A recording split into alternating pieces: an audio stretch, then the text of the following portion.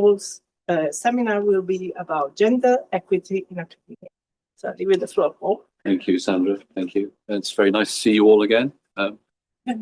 Just to repeat, my name is Paul Walton. I'm a chemist by day and a gender equity person by night, it seems. I have been doing gender equity work now for 25 years. And really what I'm going to share with you today is the history of that.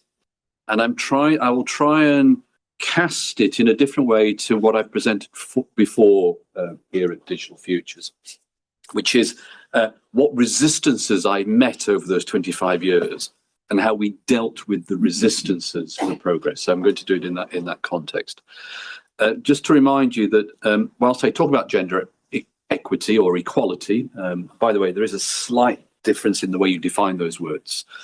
I'm not an expert. I'm a scientist by day, and I do this as kind of a side thing to to my main job.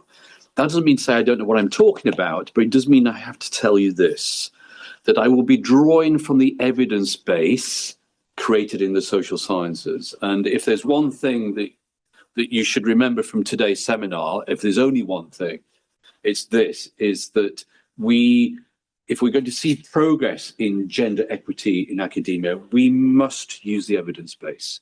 We must use it. In fact, I'm even going to say this, was we need to stop guessing about what to do, because we're all wonderful, committed people to to equity, but we don't really know what we're doing, right? And we need the evidence base to guide us. In fact, I perhaps should draw attention to this, is that these are just 3 books, and it's actually the one on the left there called an Inclusive Academy, where a lot of the modern evidence base is laid out. But I also need to say this is the majority of the work done on understanding gender inequality in academia has been done by women.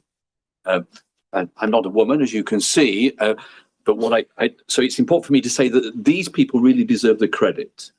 Yeah. In fact, many of them, you would say, sacrifice a lot of their careers to try and get the message through.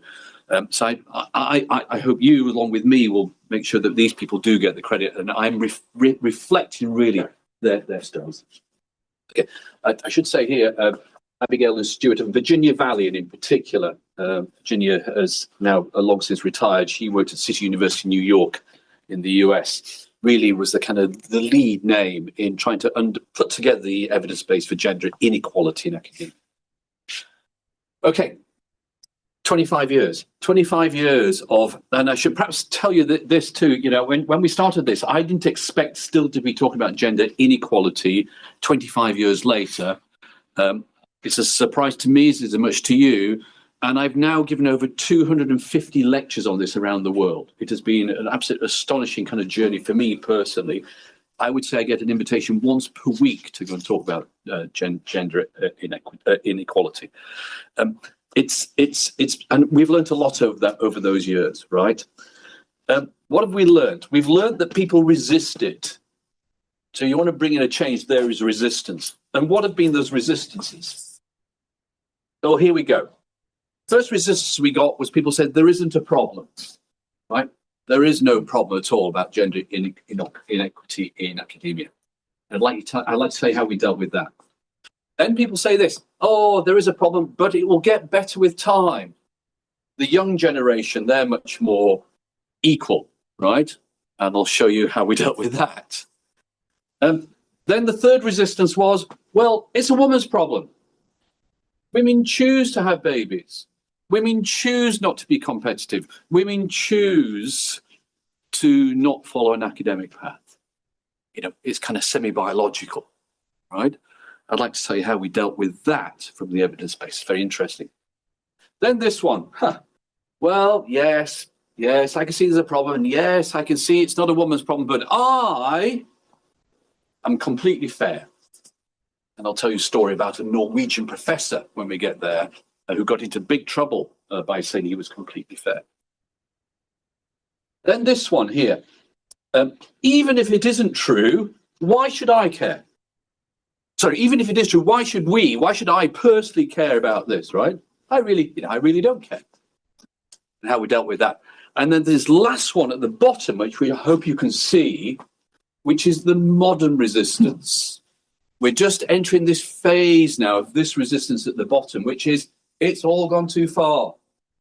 Those poor men are now disadvantaged by this whole equity world. And by the way, you only need to look at the United States to see that mantra coming out. And I'd like to discuss with you how we deal with that, because I don't know. I don't know. So I'm going to put that in your head. All right. First, resistance. And I'll tell you a story here. When I first walked into the chemistry department at the University of York, which is a big department, by the way, 60 faculties, about 1,000 people with students there. It's a big place, research-led. And I walked in, and there were just two female faculty amongst the 60. Two. And I remember going to my colleagues and saying, wait a minute, where are all the women? And they turned around and said, well, there's no problem here. There's no problem. We have women representation, 2 out of 60. They were blind to the fact that there was a problem. I should tell you also, after I'd arrived, within 2 years, both of those women had left. And so we had 0 female faculty for a while. So how did we deal with that? How do we deal with this? The fact that people sometimes just don't see the problem. What is the data? Now, this data some of you have already shown, but I'm going to explain this. And then I'm going to show you some new data. So this is a study done. It was published in Nature Biotech a few years ago now. It's a study done where people looked at graduates with PhDs who graduated in 1995. So what that's 30 years ago. Yeah, 1995. And they charted, since their graduation, the amount of pay, the amount of salary, the amount of money they got through their jobs. Yeah. So here's, so this will be the year 2000, of course, and then that goes up to not quite 2025. Actually, no, that's 2000, and that'll be 2020, won't it? Then. So let's take industry. So people who went into industry, and this is on the right-hand side here. So these are people 5 years after their PhD in the year 2000. And we see that men in the blue triangles, women in the red dots, at the beginning of their industrial careers, that men were paid a little bit more than women, about 5%. And by the way, that's about the pay differential you see through competitive negotiation, 5%. But over time, can you see that through the career? Over time, what we find is in the industry, those pay rates equalize, such that men and women are paid roughly the same in industry, let's see, 20 years after starting. Yeah, about that. And, you say, well, pay's got all sorts of factors in there. It has, and we're using it as an index of value of men and women to a particular organization. But the message is this, that industry, by and large, has sorted itself out. It's sorted, and for those of you who've got industrial experience, I know 1 or 2 have here, and have perhaps come into academia, you'll start to see the difference. If we were down to Volvo, yeah, there would be different policies there. Now take academia on the left. First thing you notice is that we are paid less than industry. Yeah, the numbers are lower. And secondly, we have the opposite trend. So this is kind of postdoc area. Yeah, men and women are paid roughly the same as they begin as researchers. But over time, what we find is that men, on average, are paid more than women when it comes to progression. And let me remind you that we're using pay as an index of value to the organization. All sorts of factors go in there. And these data, along with so many other data, say this, that academia does have a problem. We, that's us, in the great kind of academic family, have a problem. And it is a particular problem, is that we hinder the progress and promotion and reward of women through the system. And the question is why? In fact, now, all the data show that it's incontrovertible that we do have a problem. We do have a problem. Now, you may well be sitting there and saying, okay, Paul, yeah, I can believe that, and I can see on average, overall, that, there is a gender equality problem in academia, but certainly not here. certainly not here in Sweden, and definitely not here in the heart of digital futures. Yes, how can there be a problem? Let's look at the data. So these are the percentage of women in a faculty in digital futures at particular grades. So these are people who are faculty associated with digital futures, yes? So at assistant professor level, about 31% of assistant professors associated with digital futures are women. Good, yeah. 25% are associate professors, a slight drop, but not too bad. And then at full professor, it's 26%. Do you guys call this docent here? Is this? No, in this case, it can be the RISE, people that come from RISE, they're all researchers. Okay. So Ignore that then. All right, so 26% is the full professor. And you look at that and think, well, actually, there doesn't seem to be much of what you might call a leaky pipeline in these set of data. And we're okay. So now we can stop and we go for fika and we call it a day. The trouble is, and I don't know if you're familiar with this particular effect. These data are subject to something known as Simpson's paradox. So you're familiar with Simpson's paradox. And when you take lots of different departments and you smash them all together, and you start to collect the data, you end up with an error of aggregation. So what you have to do is to disaggregate the individual departments and look at the percentages as a function of grade. So I've done that. Here we are. So this is faculty which contribute to digital futures from EECS. Yes, there are 133 faculty there. What are the percentage of women at each of the following grades if we get researcher for the reasons we mentioned? What do we find? Well, we find when we disaggregate the data, this is here, this is now, right? Then we see the traditional leaky pipeline. Yeah, so the assistant professor, 37% assistant professors in this area associated with digital futures are women. That drops to 19, drops to 15 as you go up the grades. But what about CBH? Yeah, 30 faculty there. Well, you see a similar trend. And you're saying, well, Paul, there must be other departments which show the opposite trend. The answer is that there aren't.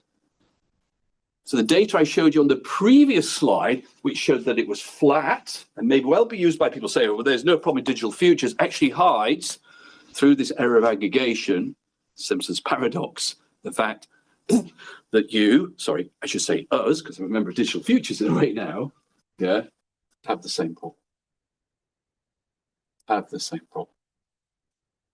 And the data, and there's one thing here, be careful about the data. Be careful about the data. It can hide and it can mislead and all sorts of things. You should collect data from all sorts of different sources. The data are saying the same thing about here as they say elsewhere, is there is a hindrance to the progression of women in our system.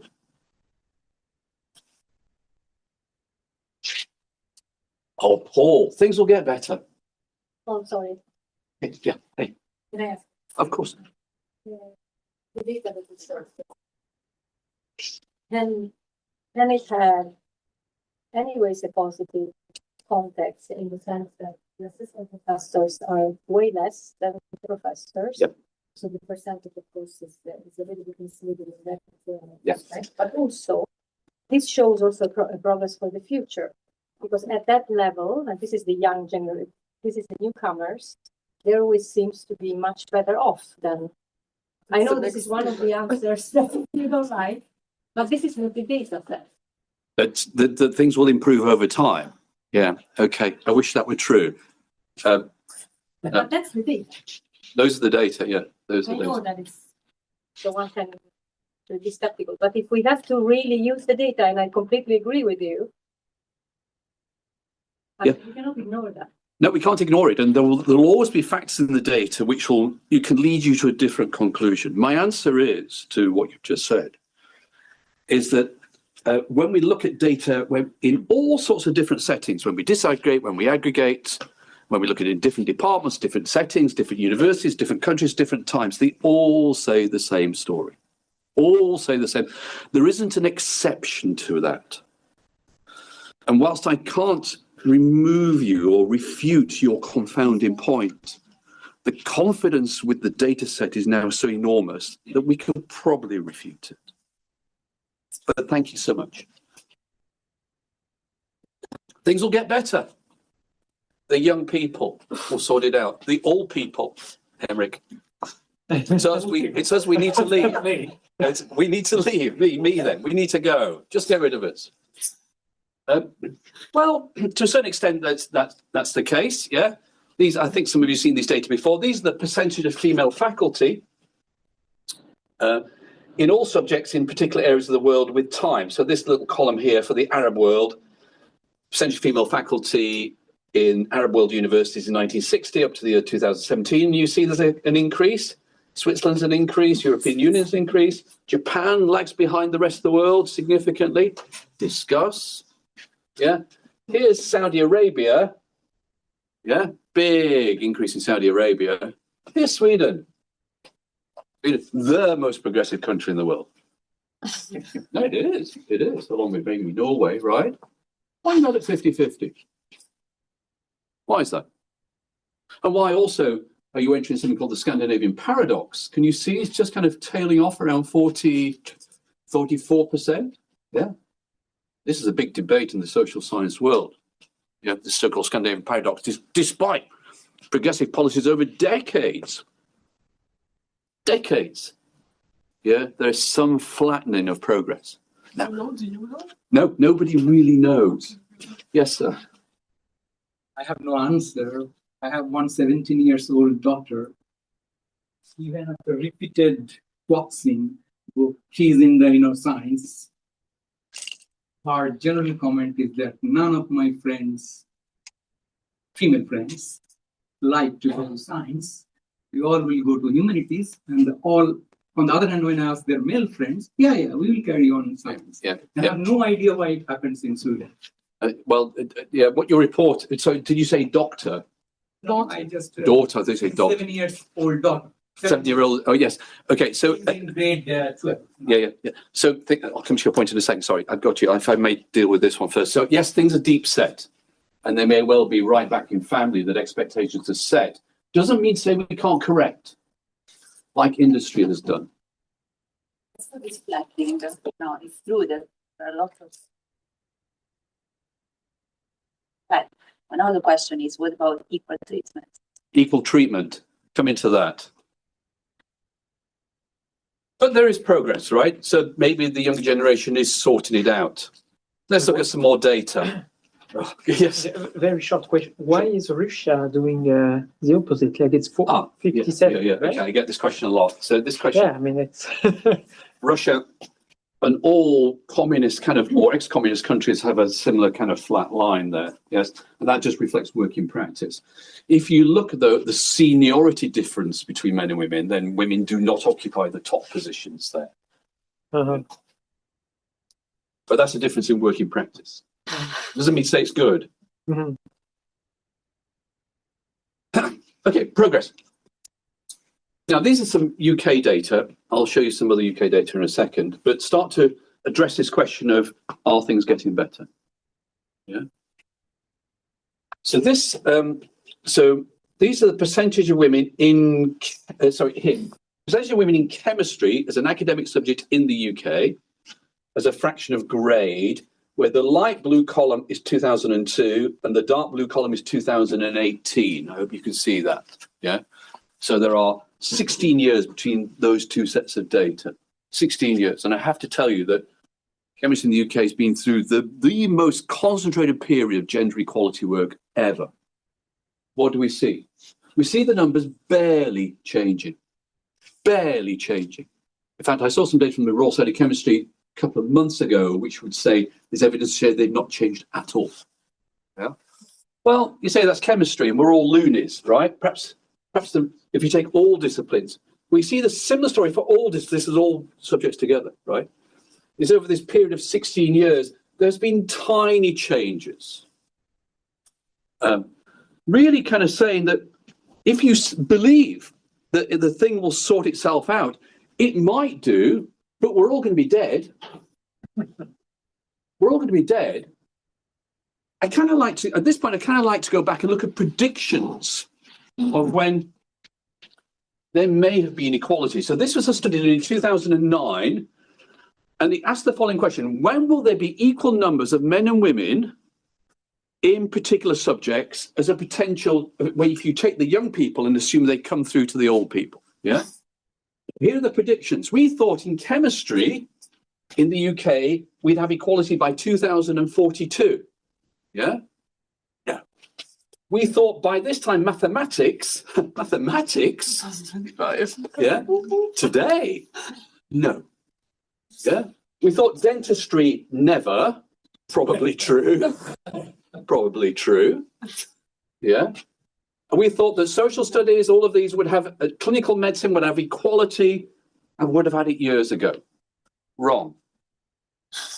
Wrong. By the way, clinical medicine, I know you didn't mention doctor earlier, but clinical medicine is the worst subject for loss of women during its career. The worst.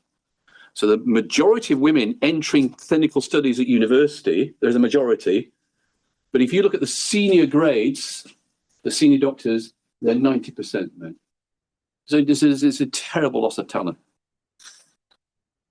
So everything is saying, all the evidence is showing, our laughable predictions from 16 years ago now, everything is saying that the rate of progress, if it's there, is so slow that we can't expect equity in our lifetimes.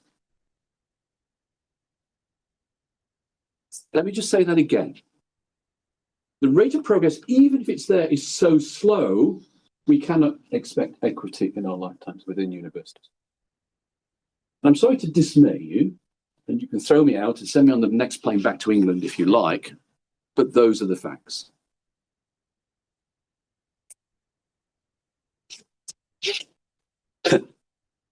Next, resistance. By the way, let me just tell you a story here. When we began this work at York, and I'll show you the effects of it at York, the resistance we got in the first few days was, there isn't a problem. There isn't a problem. And it took the data to show that there was a problem. Yeah, I'm kind of showing here too. And I have to tell you, whenever we found data, it revealed that there was a problem. And it did start to shift the argument. People started to stop saying there isn't a problem, but they did say there is a problem. What did they do then? Then they said, well, it's a woman's problem. So 5 years or so into the work, the resistance we got was, it's a woman's problem. What's the answer there? So I need to start with this slide here. Is there evidence, and I'm sorry to ask the question because you may well object to it, but I have to say it because some of you will think it. Is there a biological basis for difference in academic ability? Is there a biological basis? Yeah? Well, it's been studied. It's been studied. And there's a little bit of a shock at the end of this. And you can look this up. This is what you might call a meta-review of all the studies that were put together asking that question. We can find no difference when you strip away the extraneous and external factors. We can find no difference in men and women in terms of ambition. Come back to maths in a second. Confidence, psychological well-being. Women are not more hysterical than men. This is always right? Personality, cognitive performance, and self-esteem. Let's just take that last one for a second. Wait a minute. Let's take that last one for a second, right? You say, surely, Paul, the women have lower self-esteem than men. When you take away the extraneous factors, we do not find that inherently between men and women. It is not an excuse for the differences that we see. Why did I leave out maths ability? Because that one there, up until about 2010, it was thought from the evidence base there was a difference. That men had a small advantage in the most abstract forms of mathematics. Yes. That, by the way, that evidence base now has disappeared from new studies. And we can say this with confidence. When I say with confidence, with the evidence base, there is no difference in innate math ability between men and women. And it doesn't matter where you search, where you look, what you believe, this is what the evidence base tells us. Now, why do I mention that in an academic setting like this, where nobody would go out there and admit there's a difference? Yeah, nobody will go out there. How dare they? The truth is, we probably do carry some of these instincts. Yeah, we probably do carry them. And it's about time we suspended those thoughts.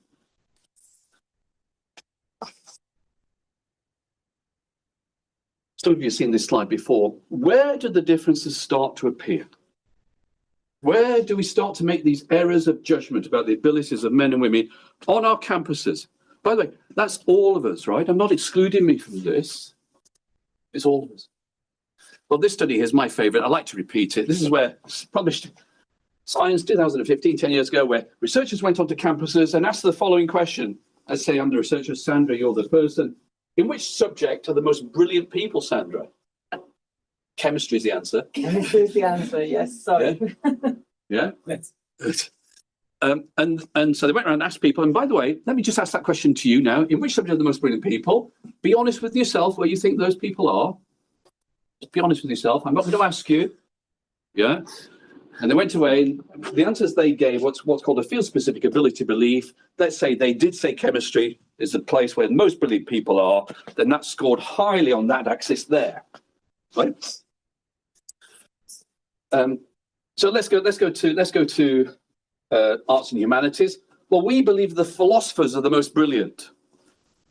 They are the most brilliant people on campus. Yeah? And actually, if I, after a glass of wine, I sat down and you got me to answer that question truthfully, I may well say the same. Yeah. And if you're a poor educationalist or worse still, a psychologist, yeah, then we think you're pretty dim. I'm a bit cruel. Mathematics, you'd be so pleased to hear. You'll be so pleased to hear. We think you're brilliant, brilliant. And if you're a molecular biologist, which I typically am actually, then you don't do so well. Of course, I mean, you've already arrived at the conclusion of this slide. Those expectations of brilliance are gendered.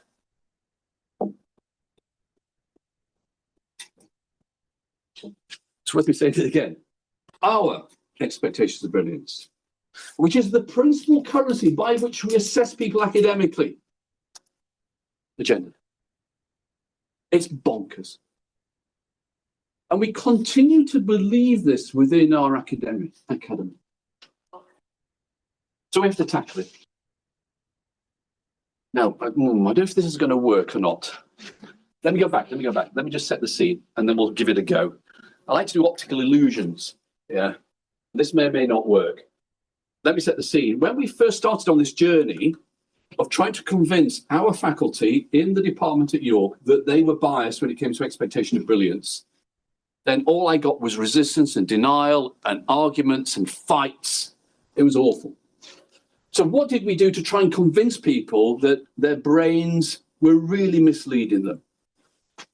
Now, on my previous talk here, I showed you one optical illusion. I'm going to try this one on you because this one's new. Yeah. Let me turn off this light. Look at that. Now, what I want you, let's see if we can do this. Those of you in the back, you may have to come a little bit closer. So we started to try and convince people that their brains were misleading them. What I need you to do here, can you see the purple dots going around like this?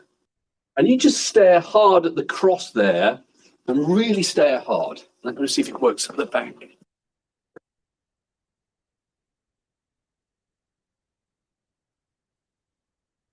I think you're going to have to get closer for it to work.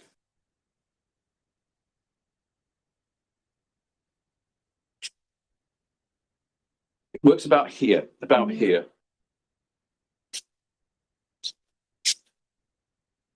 Stare really hard at the cross, really hard at it. Don't let your eyes wander. Don't think about dinner for tonight, just, right. What will happen, once I tell you the answer, it may be easier. You stare at the cross, right? You'll see a little green after image as that goes round, and then it'll disappear. Then they'll just completely vanish. They're there. I haven't changed them. They're there. As soon as you bring them back into your vision, they'll reappear. Got it? If you don't believe me, then come and try it later after feed. What's going on? This is just wonderful, is this? When you enter a room, and I was watching if you all came in, I've turned myself into a psychologist. You scan the room. Scan the room. So you walk into a room, so you scan the room, and then you find the most important person. And then the most important person you then will listen to in your periphery, or you'll concentrate on. That's all fine, right? That's all fine. Except then you delete everybody else. Just like those images just deleted from you right there. In fact, you know, I could be looking at Sandra and Alan could be saying to me, Paul, your trousers are on fire. And I'll be going, sorry, Alan, what did you say? Yeah, because he was there. This is your brain basically ascribing importance to something and then deleting the rest. It's a survival mechanism. Yeah. You walk into a meeting, sit down, and a man is talking, right? Let's say it's a mix of men and women. A man is talking. Almost certainly he's the most important person in the room because they're already senior. You listen to the man, right? And then a woman will say, I've got an idea. My idea is that all English people should be deported from Sweden. Just check you were alive. That idea will be ignored. It will be ignored. Why? Because she's not the most important person in the room. You will have deleted her. You will have deleted her. Then the man, or the most important person, excuse me, will say, Paul, I've got an idea. Let's deport you.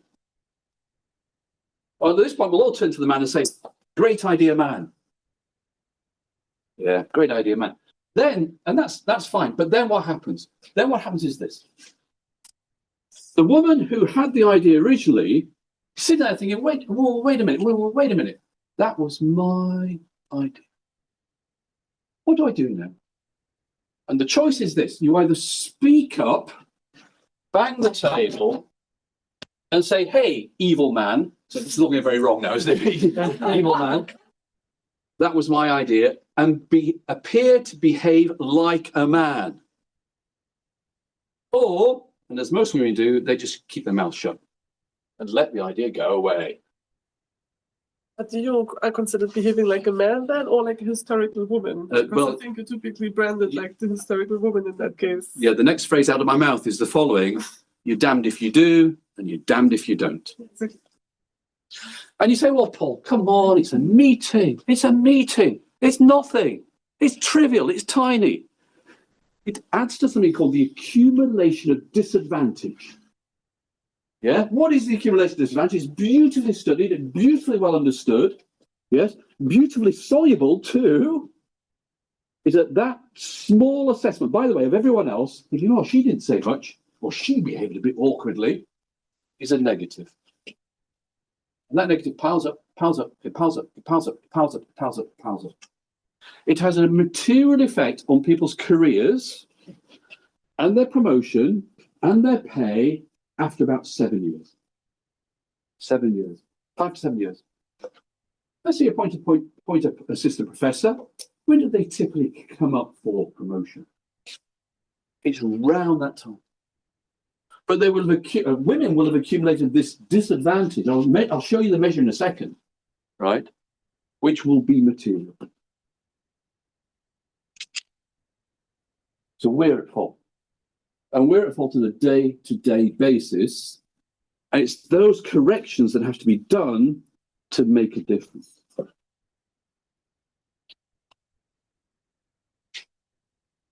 I'll talk about how you might make those corrections in a second.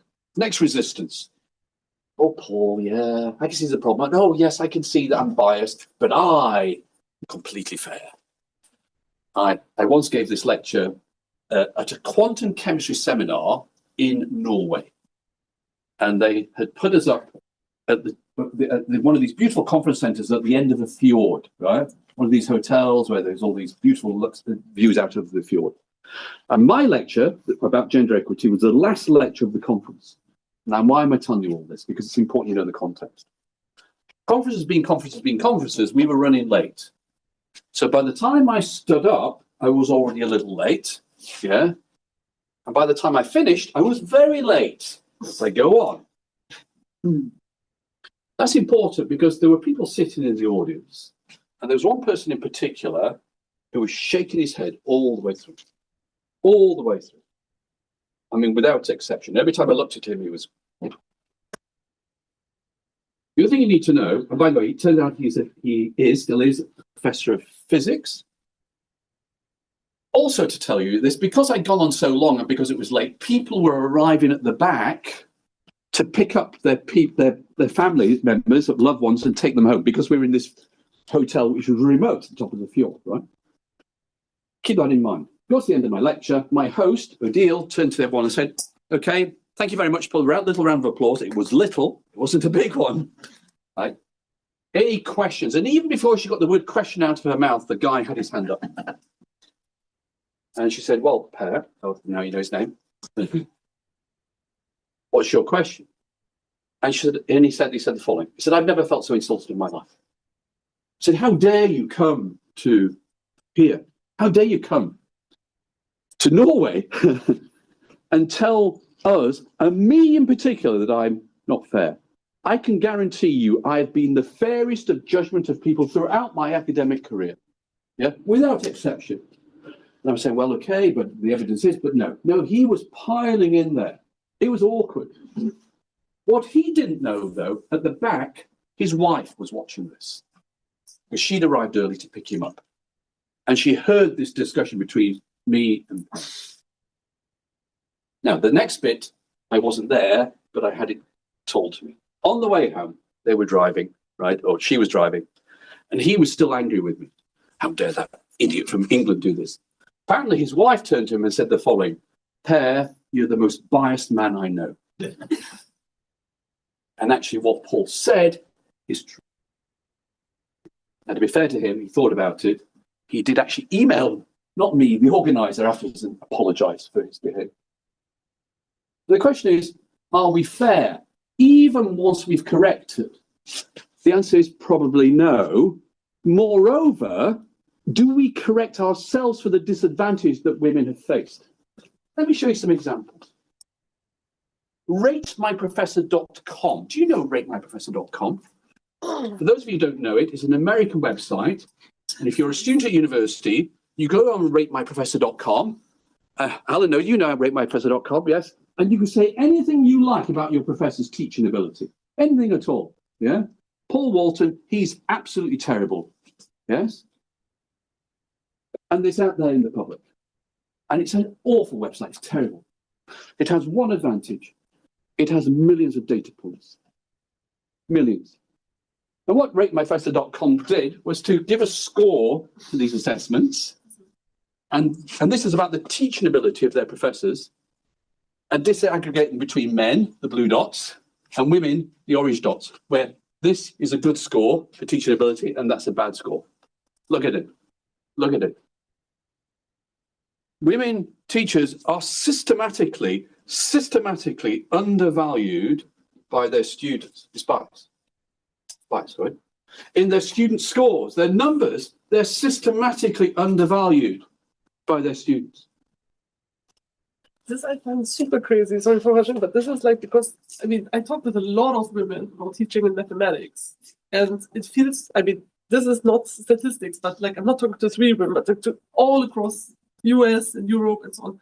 And I think the women typically care much more about preparing teachers to do well, particularly at the assistant professor level, because of their promotion and etc. And because of all this pressure and these disadvantages to be like the perfect teacher. And I find this then super insane. That's right. That's right. You could be the best teacher in the world, and as a woman, you'll get a disadvantage. Now, thank you for your point, by the way. Here's my question. And by the way, let me preface the question by saying that we use raw teaching scores from students in our promotion applications. Raw. Yeah? We take this a score out of 5. Out of 5. And a woman will get 3.5 and the same man will get 4.0 for no reason. So why don't we correct? Why don't we correct when we know there's a difference? Because we just have 3 women at the department, so it's hard to correct. Here's another one, published in my favourite journal, Sex Roles, 2007. I don't have a publication in Sex Roles. This is a word cloud of reference letters written for male and female faculty candidates. You'll have seen this before, yeah? Where you can look at the typical descriptors used to describe men and women going for faculty positions. So these are letters which arrive on people's desks who are making judgments. Look at the words we use for men: fabulous, remarkable, exceptional, wonderful, extraordinary, terrific, genius. Same woman, what we got? Meticulous, she's hardworking, she's conscientious, she's dependable. Yeah, now you're nodding and saying, well, yes, Paul, that's absolutely evident, is that? Absolutely evident, and I would agree with you. Got a challenge for you. Take the letters that you personally have written for people and put them through word cloud. You can do that. Do it. I did it some years ago for all the people I've written letters for, and I have to tell you, I broke down in tears because I was doing exactly the same. And we do it unwittingly, right? But who would you appoint? And where do we correct? And is it start with us? You bet. So have you seen this slide before? This is my most powerful slide. This is a study published 3 years ago now, where the x-axis here is what's called women's share of potential authorship. So what did people do? They went into research environments, laboratories, and looked at the number of women. Yes? Let's say you went into a chemistry laboratory and you typically find about 40% women, mixture of PhD students, postdocs, faculty, undergraduates, you name it. Yeah? And then 5 years later, they looked at the fraction of women on the outputs of those laboratories, typically research publications, the currency by which we value some of our things most. Got it? Surely this line here, this number here has to equal this number here, surely. Yeah? And if it doesn't, surely it's an exception. What do we find? What do we find? We find that when it comes to co-authorships on research papers, the currency, the women are disadvantaged in the volume of those papers by up to 50%. In other words, if a man of a certain ability was in a lab and a woman of a certain ability was in the same lab, so they had the same ability, for the same effort that was put in, the woman would have 5 publications compared to the man's 10 publications. 10.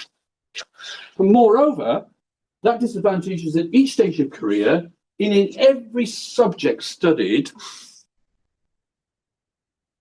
under this scheme, and you can read them there. But that's not the purpose of this slide, to drive home already what I'm making you feel miserable about. The purpose of this slide is to tell you this: we can measure it now. We can measure the disadvantage. So for the first time ever, we have some numbers around what the true disadvantage that women face at all stages of their careers in certainly the numbers of publications. Now, I'll say it again, that can be up to 50%. 50, typically it's around 20 or 30%. We should correct. We should correct. The evidence base is so strongly there now that we have competition for promotion, for appointments, for prizes, when we're looking at who we should invite as a guest lecturer or become a digital futures scholar. We should correct. It leads to one other conclusion as well, and I have to be careful with this statement because sometimes it's got me into trouble, but here it is anyway. There is a limit to correction. We, as a community, have fallen into a trap in trying to increase our gender equality by appointing the next woman that comes along. Yes? Regardless of her strength. I'm sorry to say that, but there is a limit. But now we have the numbers, we can be grown up about it. We can correct, and it's a big correction, yeah, and be confident that the social science evidence base is right behind us. I'll say it again. This is the principal currency beyond brilliance by which we judge people. Sorry, so That we're saying that 50% less outcome Yes, is a fair correction. depends on the subject, but yes. I can give you the numbers for particular subjects if you like, and it changes with level as well.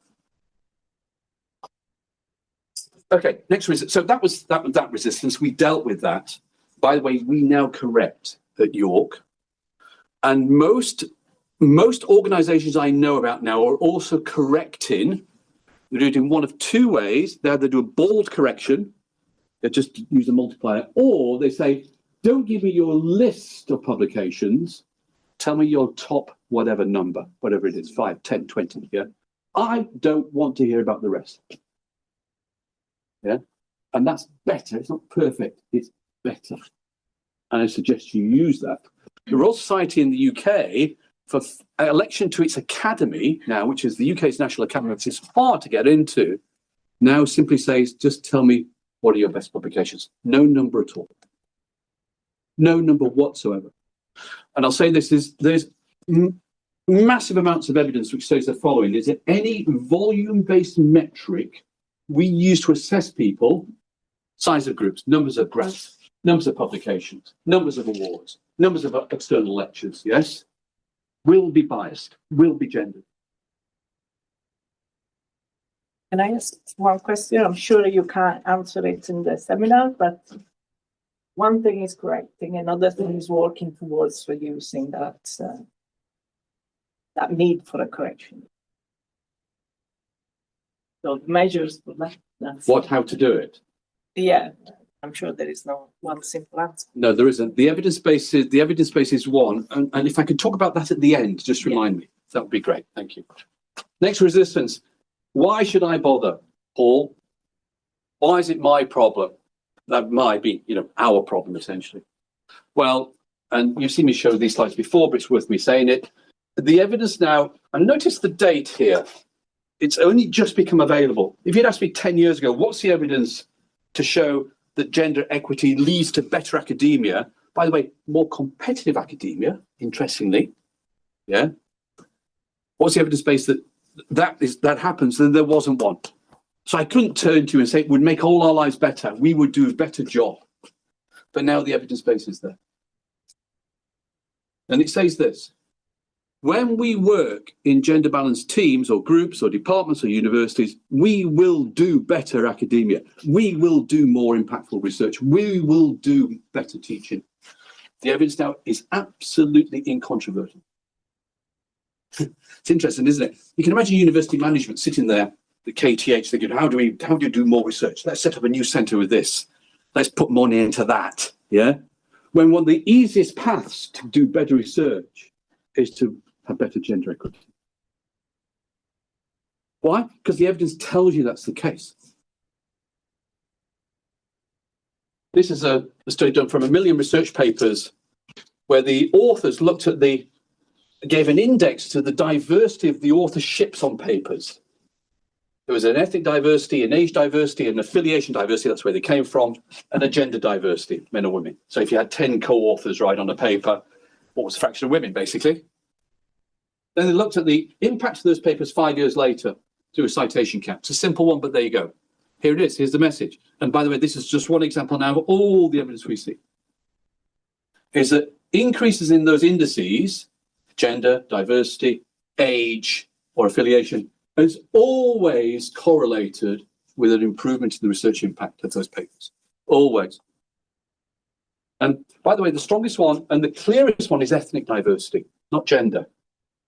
We could talk about that later, other than for me to say the evidence base behind that is very weak at the moment. It's like 25, 30 years behind the evidence base we have for gender. I can't speak authoritatively about that, but there's something there. Yeah, gender is fairly well correlated with better academia. See the correlation coefficient there. And then the last resistance. And I would say the last resistance has come up, and it's come up in universities the last 5 years or so. Yeah. If you cast your minds back 10 years, you won't have heard this, but now we do. And it's this. Men are disadvantaged.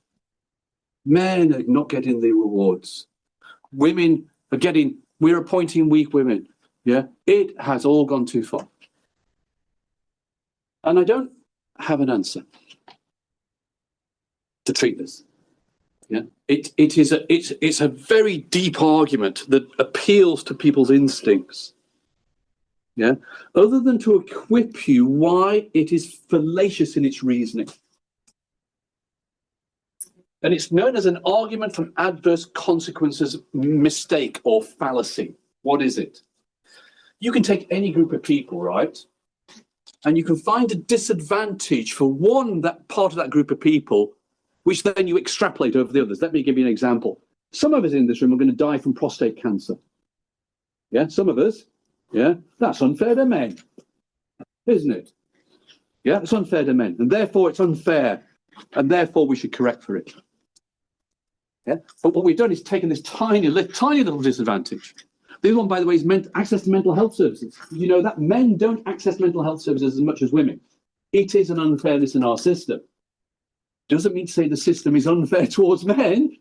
It does mean in that tiny little space, and we have to work on that. But it has gone too far effect, takes these tiny disadvantages. I didn't win a prize this year and I'm a man. Yeah. And says the whole thing is disadvantage towards them. It's a mistake. To win this argument, though, I think we're going to have to wait. It's not one that is easy to win against people. And I'd love to have a debate with you about that. That's the modern resistance we're in. Can't be bothered with that. All right, what to do?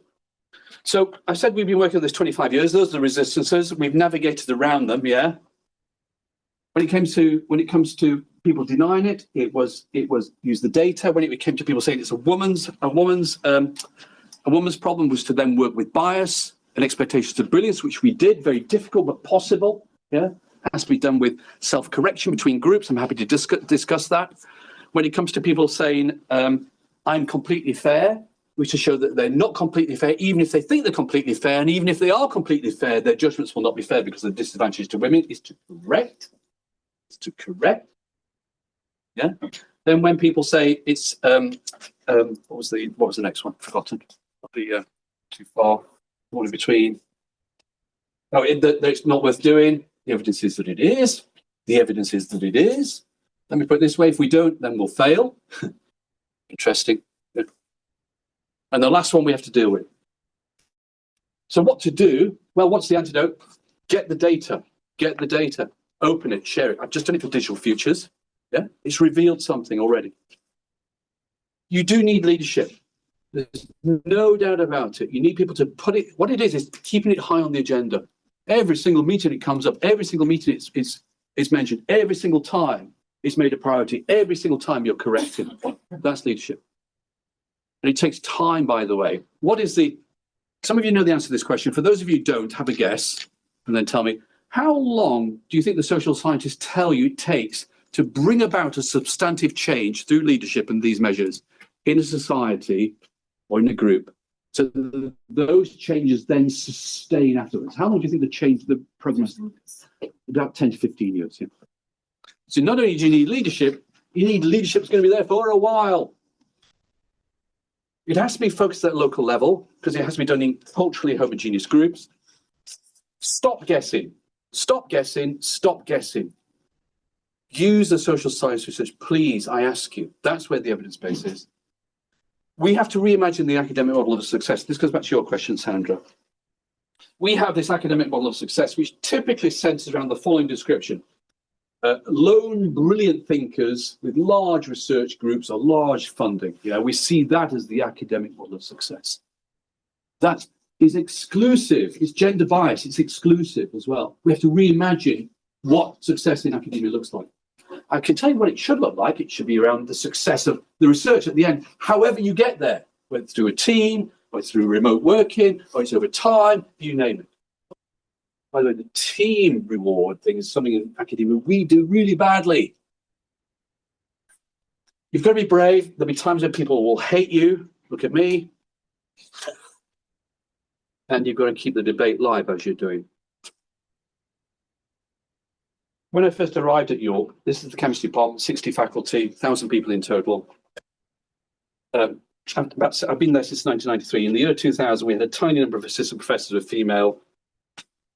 I think either none or very few associate full professors. Then we drove hard on gender equity. 16 years later, 2016, see the number of assistant professors jumped up to just under half female, associate professors about a third, full professors about 25%.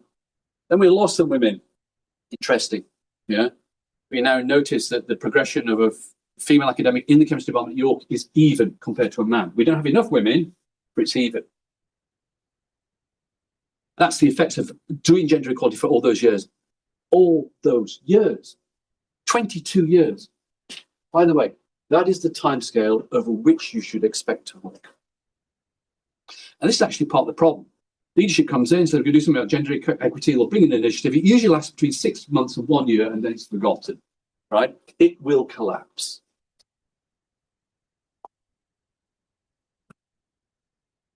I've been telling you that it's also associated with research quality improvements. In the UK, we're measured by this horrible thing called the Research Assessment Exercise, or Research Excellence Framework, which looks at the gradings of our outputs. These are our papers, according to the following ratings. 1 star is nationally renowned, 2 stars is nationally leading, 3 stars internationally renowned, 4 stars world leading. What do I mean by that? I mean Nature, Science, the top publication you get, the top, right? We know this because we're independently assessed as a department by these evil people who come in once every few years, right? In 2008, our outputs we had a few nationally leading, most of them were internationally renowned. We had a handful which were world leading.